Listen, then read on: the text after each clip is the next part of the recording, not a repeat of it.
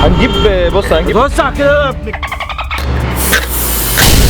والله شباب، زي ما من حقك ان انت تختار شريكة حياتك، انا من حقي ان انا انصحك واقول لك تختار شريك حياتك بس في الاستثمار. النهارده هكلمكم على اي كيو اوبشن. في سببين مهمين يخلوك تستثمر او تتداول على المنصه دي دونا عن كل المنصات اللي موجوده، لان المنصه دي اكتر منصه مشهوره على مستوى العالم، موجود فيه احد الازواج الاكثر شهره وانتشارا في جميع انحاء العالم. وللعلم ان اليورو دولار متاحين الاثنين على اي كيو اوبشن ان انت تستثمر بيهم لو انت لسه مبتدئ. ممكن حد يسالني اشمعنى اليورو والدولار؟ لان تحركات اليورو والدولار ابطا من تحركات ازواج العملات التانية. حابب اقول لك ان اي كيو اوبشن بيتيح لك من اول 10 دولار تقدر تستثمر بيهم، ومش بس المتاح ان انت تستثمر بالعملات النقديه، كمان متاح لك ان انت تستثمر بالعملات الرقميه وكمان الفوركس وغيرهم من العملات التانية. الموضوع سهل وبسيط وما فيهوش اي تعقيد. تعالوا برضه هبسطها لكم كمان. يعني دلوقتي زي ما انتم شايفين هضرب لكم مثال بسيط. في صفقه دلوقتي انا فتحتها، المفروض ان انا حاطط 100 دولار، نسبه الفايده على ال 100 دولار هتكون حوالي 86% ربح. يعني على ال 100 دولار هاخد 86 دولار زي ما انتم شايفين قدامكم كده، ويس كسبت ال 86 دولار على ال 100 دولار، يعني كده بقى معايا 186 دولار. الاستثمار مش حاجه هينه، لازم تكون فاهم كويس الاستثمار قبل ما تحط اي فلوس حقيقيه. هسيب لكم اللينك تحت في الديسكربشن، يلا دوسوا عليه عشان تاخدوا الحساب بتاعكم اللي هيكون متاح عليه 10000 دولار تجربوا فيهم. ويلا نخش على الفيديو.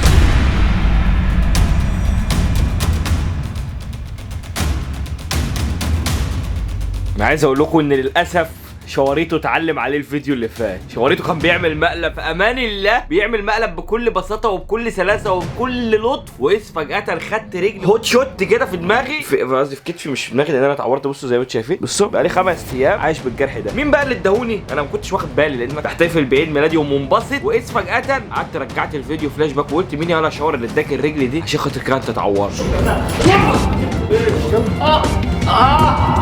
رجعت فلاش باك بالزمن، فوجئت ان احمد شاور اداني رجل رقعني في سن الحيطه. ببص لقيت نفسي خدت التعويره دي. طبعا انا هسكت؟ لا مش هسكت، بس مش دلوقتي، كل وقت وليه اداه. دلوقتي احنا في النصيبه بتاعتي دلوقتي بقى. الفيديو اللي فات ما تتفرجش عليه، كنت انا بعمل مقلب بمناسبه عيد ميلادي ان انا بعمل تاتوهات في جسمي كله. طبعا التاتوهات اللي في جسمي كله راحت، ووشي لو اتفرجت على الفيديو هتلاقي وشي كان كله تاتوهات، كله راح الا بنت التسول دي، بنت اللزقه اللي مش عايزه تسيب دراعي دي، مع ان انا عاملها مره فاتت قدامكم بورقه. فاكرين زمان اللي هو اللبان اللي هو كنت تلحسه كده يروح عامل تاتو على ايدك؟ هو دي كانت اختها، بس ما كناش بنلحسها لان هي كبيره كان لسانها هينشف، فحطينا ميه عليها كده وعملت المنظر ده.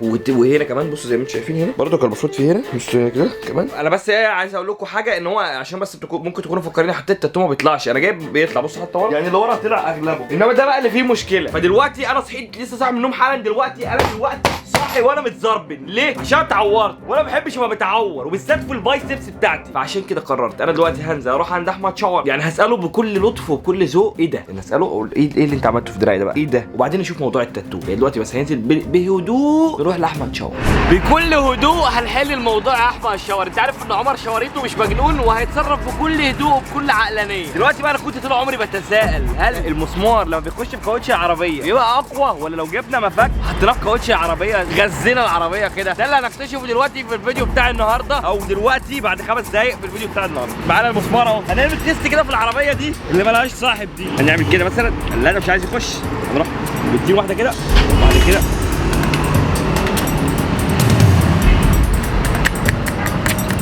طبعا زي ما انتم شايفين. ليه بقى ما بتعملش فيس؟ ليه العربيه دي ما بتعملش فيس؟ عشان دي عربيه شيشته شبه صاحبها. دلوقتي هروح. ازيك عامل ايه؟ الحمد لله. انت ايه؟ لا تصور. ماشي يلا بينا. فطبعا دلوقتي زي ما انتم شايفين هي تجربه، احنا معانا 4 اسلحه هنجربهم، ايه اللي هتنفع منهم هنا؟ يعني بقى احنا كده عرفنا في العربيه الشيشنا اللي شبه صاحبها الشيشنا اللي احنا مش عايزين نذكر اسمه في الفيديو عشان ما يفكرش ان هو ايه ذو اهميه يعني. وطبعا معاه شريكي في الجريمه يوسف تاش. اخواتنا وحبايبنا اخويا ابو عزه يا جدعان، جاب الاس دلوقتي بيجرب بمسمار. الحوار ما جاش بقى سكه، هتشوف التقيله بقى. احلى ابو عز في الديلك. ال4 كوتشات دول هيتكلفوا يا جدعان مثلا في رينج ايه ال 10000 جنيه بس تحت رجلك يا ابو عز. يعني صح يا اس ولا هي الفكره ان العربيه دي مش راضيه تفس، مش هتعمل فيس. جيب انت بص مش عايز الثانيه يا اس. لا لا استنى، دي سيبها للفرده الثانيه. استنى لا السلاح الثاني لا سيبه، ده انت مش عايز يخرج. طب استنى نجرب ده كده. طيب ما اعرفش ايش كاوتش نضيف قوي ده. اهو ده يفس. بص يا جدعان هنا على الفورمه. هات كده ناولني السكينه كده. الرهان الثاني السكينه. ايوه كده. بس انا عايز يوسف يشاركني في الجريمه عشان ما ابقاش عملتها لوحدي. يلا اتزع عسليه عشان الناس اتلمت بقى. لا مفيش حد اتلم. فين الناس اتلمت؟ بص خليها في ايدك، خليها في ايدك، خليك انت معاك. بص زي ما شايفين يا جدعان اهو.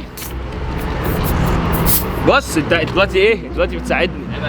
ماشي انا معاك في اي حاجه. بس لو احمد جه او اي حد قفشنا، لو اي حد قفشنا حبيبي تعالى بس قرب مني شويه كده، لو حد قفشنا انا هقول ان انا اللي عملت، انت ما عملتش. يعني فاهم؟ انت بتساعدني بس في السر. اللي انت يعني لو احمد جه او اي حد جه، لو عارف اللي انت هتشيل. انا اللي هقول ان انا اللي بعمل كل حاجه قدام الكاميرا واحمد شهر، انا اللي عملت كل حاجه وانت ما تعرفش تعمل حاجه. واخرك فضح احمد شهر وبص الالمونيا. كده اي حد يجي على السكه. اسمع بس صوت الفرق. اساعدك فيها. اسمع بس كده. بص ده. بص بقول لك ايه، طرب وداني كاوتش في بص بص انا بعمل كده. بص شو عمل لي ايه؟ على لسه كده لا استنى. مش ليه؟ استنى سيب دي لا سيب دي. انت لسه هتقطع واحده ثانيه، انت لسه هتقطع واحده ثانيه. بس عشان انا واحده وانت واحده زي بعض. اي حاجه تحت رجلك اي حاجه. الناس اللي مالهاش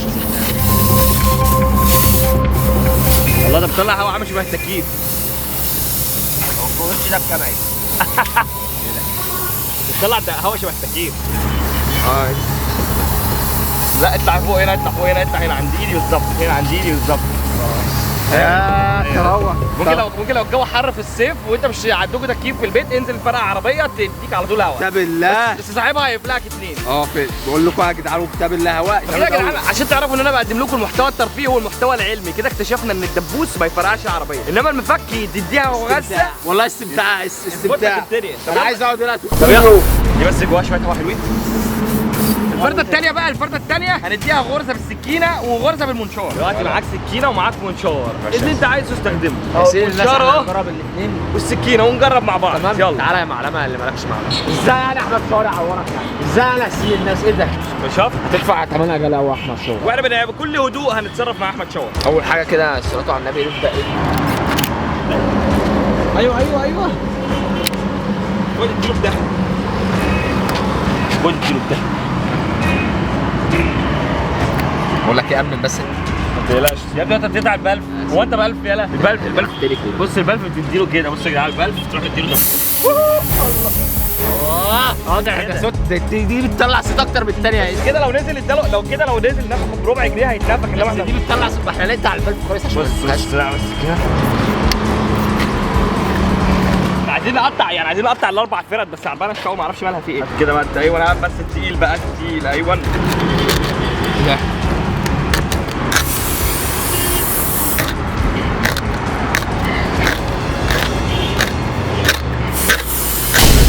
الله يخرب بيتك. لاس انت طلعت تلويحه. انت طلعت بلف بجد. انت جبت النهايه. اطلع لك كويس يا اهم حاجه بس عايزين نسد البلف. المنشار جاب من الناحيه الصراحه يعني. خش على الثانيه والكوتش بقى على الارض. خش على الثالثه. وانا في رايك كفايه كده؟ انت عايز عنص. رايك كفايه كتير عشان حتى العربيه ينفع تتحرك، لان لو الاربعه العربيه هتبرشط على الارض. كده في 10 و10 في 20 منه كده عند احمد شهر. 20000 جنيه. كاوتش ب 10 كاوتش ب 10 في 20 منه كده. تعالى دلوقتي نخبي بس اتفرج الحاجه بقى دي. تعمل كاوتش عند مين؟ تعالى نخبي الحاجه دي. فاكر وقادر ده انت احمد شهر. نخبي الحاجه دي ونرن على احمد شهر نشوفه هو بيعمل ايه. معانا الالات كلها معانا. انا بص هقول له يا جيبه، هقول له انا اللي عملت كده، اللي تعرف تعمله اعمله. بس كده يابا. الو ايه يا ابني انت فين يا ابني؟ ايه؟ لا يا عم بس انزلي انا تحت البيت، عايزين نروح مشوار بالعربيه كده. ماشي يلا مستنيك وانا تحت البيت. يلا سلام. دلوقتي هو في البيت هينزل. ازيك عامل ايه؟ ينفع اتصور معاك؟ ماشي يلا بينا حبيبي. دلوقتي هو ينزل ونعمل اساسات صدمنا كلنا بقى. الصدمه بقى تيجي هنا بقى. الصدمه تيجي هنا. زي ما قلت لك الطاسه مش عايزك تقلق. هو لو جه يفكر يخنجر هقول له انا اللي عملت كل ده ولا تعرف تعمله معايا اعمل. حبيبي يا معلمه كده كده يعني الكاميرا هتبين اللي عملت كده يعني لما فاهم. انا راجع على عمها ابو عز الصراحه دغري. بس انت كل خير وتستاهل كل خير يا ريس. قال لي مالكش عشان لو حد بس صعب عليكم، لو فكرت ان هو يصعب عليكم اهو ما يصعبش عليكم غالي اهو. ابو عز وصل يا معلم. لا بس خلاص زي ما اتفقنا انا اللي عم ما اتكلمش. سيبني انا اتكلم. سيبني انا اتكلم ما تخافش. سيبني انا اتكلم وما تشغلش بالك. لو هو اتكلم حاجه انا اللي عملت اي حاجه. ايه يا عم كل ده يا عم؟ صباح حراوش. حبيبي يا رياس، عامل ايه يا رياس؟ صباحنا صباح المكي. المعلم بتاعنا ده احمد شاو. الالمونيا اللي عايشين على حسه اصلا. خير بتصور ايه؟ بتصور ايه؟ اللي عايشين على حسه. يا عم كنت بعمل الألمونيا. كنت بعمل فيديو بس ان التاتو ده مش عايز يطلع من جلدي. ايوه. معرفش بقى يبقى مشكله. قلت اجي اجيب احمد شاور ونروح نشوف القصه دي. شوف اي مستوصف كده ولا حاجه. احمد شاور اخويا اللي بحبه ده. انا خلاص هنرجع عجله بس وهيركب انت على ماشي ماشي. تعالى تقلقش انا واقف ورا اهو. تعالى ما تخافش، خش ما تخافش، خش يا عم ما تخافش انا واقف ورا. شاد هند ولا ايه؟ خلاص شاد الهند. عبيط. ايه ده يا عم؟ عمر ده الفرده مفسيه يا عمر. فرده بايظه؟ مفسيه. ارجع ليه يا عم انت عبيط؟ ما خدتش بالي منها، عم بحسبك شاد الهند. فرده بايظه؟ يا دي الاصطباح. مش مكتوب لي اشيل التاتو ده النهارده ولا ايه؟ بعزك ايه؟ بعزك والله. قول له ارجع اصلا هيدبس فرده اصلا. يا اسطى ما خدتش بالي اصلا، بحسبه شاد الهند. هو كده خلاص انت لسه نايم ولا ايه يا عم؟ ايه ده الشاشه؟ عم بتاعتي شغاله خفافه. شيل بس. اسمه ايه ده معاك ستيبس؟ ايوه معايا ستيبس. خلاص بقى ما تزيدش. يا عم انا مالي، انا اللي مفسيه ولا ايه؟ خلاص ما تصورش بس ده ايه ده؟ بس عشان قفله وحشه قوي اس والله. ايوه هات الشنطه ده بقى ايوه. سيك ده ولا ايه؟ لا يا عم ده بتاع طب شوف ايه اهبل انت؟ الصفات باين. ايه ده مطرطش ده؟ كده اكيد لاج. ايه ده بقى ايه ده؟ ولا تعرف ده الستيبس؟ انا ده السيارتنا كنا فرقعنا ده بان عليه بيوم. ده يا ابني لابس بوكس عملوه في سبوري الصبح عادي يا عم. كفايه يا عم. انت مش شايف الكاوتش بالليل ليه يا ابني؟ يعني لازم تجيب لنا الصبح نقعد ننفخ بقى يا عم الكاوتش ده مش مفسد، ده مفرقع. فرقع. ايوه مفرقع، ولو مخروم خرم صغير. ايه ده تيجي تساعدني يا عم وانت ده نايمه خالص. العالم المؤذيه ما سابوش حاجه لولاد الحلال. واحد كان ماشي امبارح في ساره ولا حاجه هتلاقيه داس على يا ابني ايه ده يا ابني؟ في مسمار يلا دوست على المسمار. 10 سم ده دوست على المسمار 10 سم في الكاوتش ده كان في الكاوتش.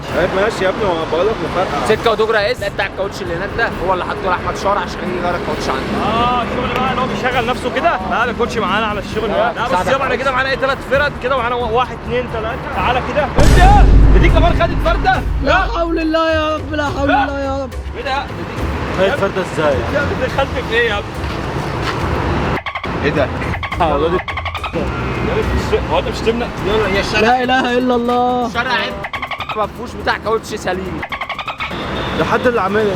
حد كده في فعل فعل صح؟ ايه يا عم؟ انت كنت فين امبارح بقى؟ انا ما كنتش في حته يا عم. انت مشيت فين؟ مشيت فين بالعربيه دي؟ مشيت فيها فين بقى؟ عشان انت كده في حوار كده. كده قصه حزينه يا اس. ايه ده ايه ده؟ يا نهار اسود ايه ده؟ شكله واكل بلاعه. والله 20 ولا نص. ايه ده يا ابني؟ ايه يا عم انت هتمثل؟ ده سن بلاعه يا يا ابني ده حد قاطعها يا ابني. ايوه حد قطعها ولازم اشوف الكاميرات كده. هو انت ليك اعداء يا احمد شار؟ مالكش اعداء. استنى بس ثانية، حد ايه؟ لا لا يا عم ليه اعداء تعبيط. حد ايه؟ قلت لي كده قلت ايه؟ حد قطعها يا عم ما تمثلش بقى، استمع يا عم. قلت له انت جاي بتتكلم كلام مش في المعقول خالص. مين ده اللي يستجري يقطع عربيه احمد شاور؟ قول قرر تاني كده في ودني. حد قطعها؟ يا اسطى ابوك اصلا متفوق الصبح يا عم. طب كام الاثنين دول؟ الفرقه دي رخيصه باين ب 100 جنيه الواحده. الاثنين ب 10 منهم.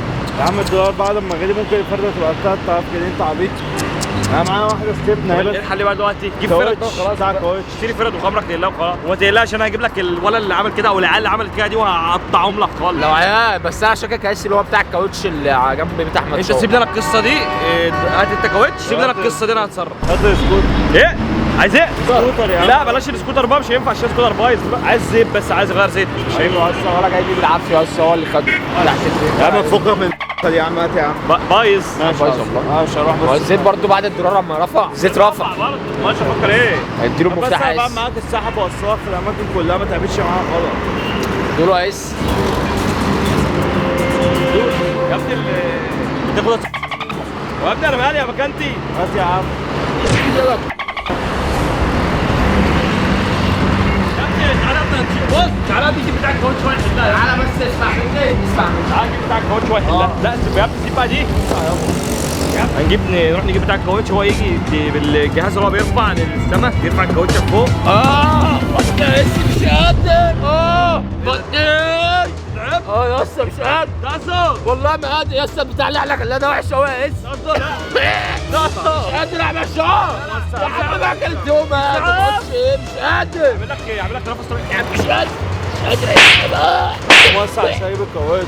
قادر خلاص قوم كده قوم كده قوم كده. ودي الفول اللي احنا خلاه وحش قوي. قلت لك بلاش نروح. تعالى اوديك المستشفى يا ابني. طب انزل بالعربيه نركب تاكسي بسرعه. اه العربيه سيب المكنه يا عم وخلاص سيبها خلاص. يا عم وسع يا عم. يا ابني تعب يا ابني يا تعب عم ماشي قعدوا على الرصيف.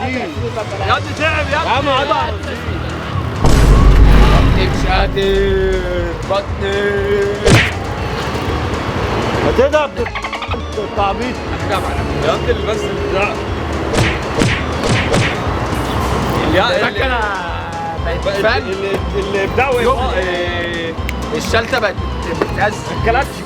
الكلاتش قفل. تقفلي بقى ده التكاكه كالحه بقى استغفر الله العظيم. وفي اصطبحت بوش مين النهارده؟ اصطبحت بوش عيل ابن نرده. عارف يا جدع الفول فيه. بص اقفل بس كده يا عم.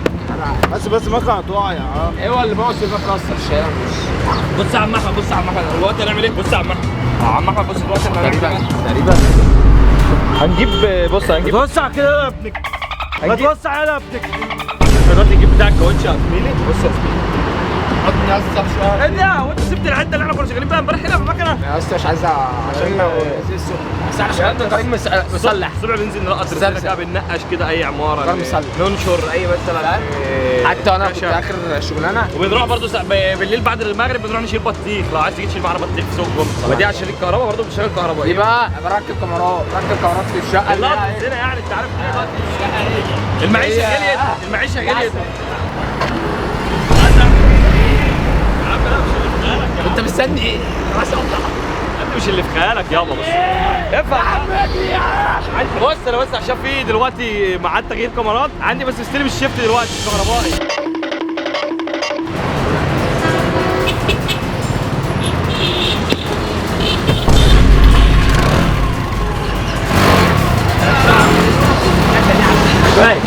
لسه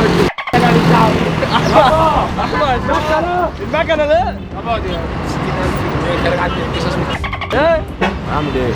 هيجري ويسيبها ولا ايه؟ ايه خد بس يا مهجان المكنه دي بتاعت طاس. خد بالك يا اسطى. لا المكنه دي بتاعت طاس زميلي. لا ما تخليش بقول لك خد تعالى هنا دلوقتي. ماشي يا اسطى ماشي يا اسطى. لسه انت نازل بيمشي. بقول لك خد يا عم ماشي. يا ابني لسه راجع يا عم. هو ده احمد الشوارع عامل احمد الشوارع والله ما هو عامل احمد الشوارع. ودلوقتي يا جدعان المفروض ان انا هربت منهم سبتهم هم يخبطوا مع بعض وجيت انا عشان اشوف بقى حل للقرف اللي على ايدي ده. دلوقتي زي ما انتم شايفين المفروض ان احنا معانا ايه جل استحمام. طبعا ده مش اعلان ده انا بجربه فعلا. ومعانا كمان اللي هو جوز جل جوز الهند. جرب جل جوز الهند. ومعانا بيبي هنجرب البيبي كمان نشوف يعني ايه منهم اللي هيطلع معانا البتاع ده عشان انا عرفت منه. والصراحه جربت اللي هو الاسيتون بتاع البنات اللي بتاع المونوكير ده ما عملش نتيجه. جربت الكحول ما جابش نتيجه. فدلوقتي هنجرب. طبعا انا بقى ايه عندنا في البيت بقوا يعينوا مني الشامبوهات عشان خاطر انا اصلا يعني ازازه الشامبو ممكن استحمى بيها على مره واحده يعني ممكن احطها على شعري تخلص. فدلوقتي هنجرب ايه الجل قصدي بتاع ده. نجرب منه كده شويه هنا مش كده شويه ماشي كده. نجرب ايه الصابون يعني احنا نجرب الصابون كده ونشوف ايه ماشي كده. مش كلفه دي بتوجع الجلد ايه. بصوا بتجيب نتيجه بتاع اسودت سنه. بصوا اسودت سيكه بس مش كده بتفرتك الايد اصلا يعني حاجه. بصوا بدات تشتغل ازاي. بص اهي يعني انا عشان ايدي ممكن بص ايدي احمرت اصلا. بص يعني ايه بتستحمل شويه الحاجات بس ما اعرفش اعمل بنفس القوه هنا لان دي منطقه حساسه. فهنجرب فيها الحاجات التانيه يعني هنا اهو يعني شايفين بس كده زي ما شفتوا كان دراعي يعتبر نضف ماشي. لسه بس فاضل فيه شويه بس هاخد راحه بس عشان حاسس ان ايدي مش حاسس بيها بالوجع. انا عرفت ليه بابا وماما بيخبوا مني الحاجه عشان انا قاعد منتن. ما ينفعش قاعد منتن شبهي عايش مع بابا وماما. طيب احنا دلوقتي هنجرب ماده ثانيه بس هنا عشان هنا ايه الموضوع حساس شويه. دي منطقه شويه حساسه. نحط ايه جل الجوز زي ما شايفين تطلع اهي. ما اعرفش ليه بني ادم ممكن يأذي نفسه يعني. واحد في كامل قواه العقليه يروح يحط وشم يعني. بني ادم الوشم ما بيطلعش. ده الوشم ده لازم عمليات ليزر. عشان كده انا بحذر من هذا المنبر اوعى تفكروا تعملوا الوشم. اولا حرام ثانيا هو بيأذي. ده اذى مباشر يعني انت بتأذي نفسك بنفسك. دي ربنا مديك صحه نعمه جسمك جميل تروح تشوهه تحط حاجات زي كده ليه يا غبي يا متخلف انت اللي ممكن تعمل وشم. انا بس عايز اجرب البيبي عشان بس اتاكد برضه ايه هل هو ممكن يبقى حل لان دي تحس انها تعورني من هنا. بس نجيب شويه بيبي كده هنا ايه شويه بيبي. ده عمل عمل نتيجه على طول البيبي. طبعا ده مش بيبي، انا بهزر، ده بنزين. البنزين لونه نفس لون البيبي البنزين، فاحنا حطينا منه عشان ايه؟ البنزين المفروض ان هو فيه سبيرتو. بص بص بص بص، ده بقى من غير ليفه. بصوا صباح الفل، في ثواني طاق. احنا كنا جربناه اول حاجه، ده ايه الغباء اللي انا فيه ده؟ نحطه بقى على الايد، على الشويه اللي باقيين من الايد اللي هم الشويه لسه الاسود. بص ده بكل بساطه وبكل سهوله. بص كل الاسود بيروح ازاي؟ الله. بص بايدي كده نشوف كده. دلوقتي واقف. المشكله بقى دلوقتي ان ايه، بصوا ايدي عملت بتاع، فانا دلوقتي بقى ايه، عايزين ناخد لنا دش نضيف عشان ادعك بقى نفسي اللي هو ايه بما يرضي، يعني اللي هو حمله نظافه. عشان كده واو، ده في ورا، ده لسه في ورا. بس ورا ده لسه في بقى ايه، بس كده بياكل الجسم اصلا. مين الكلب اللي بيتصل ورا التصوير؟ بياكل جسمي يقبل. الو تقول ايه؟ يوسف تازا واحمد شاور راكبين عربيتي المسروقه.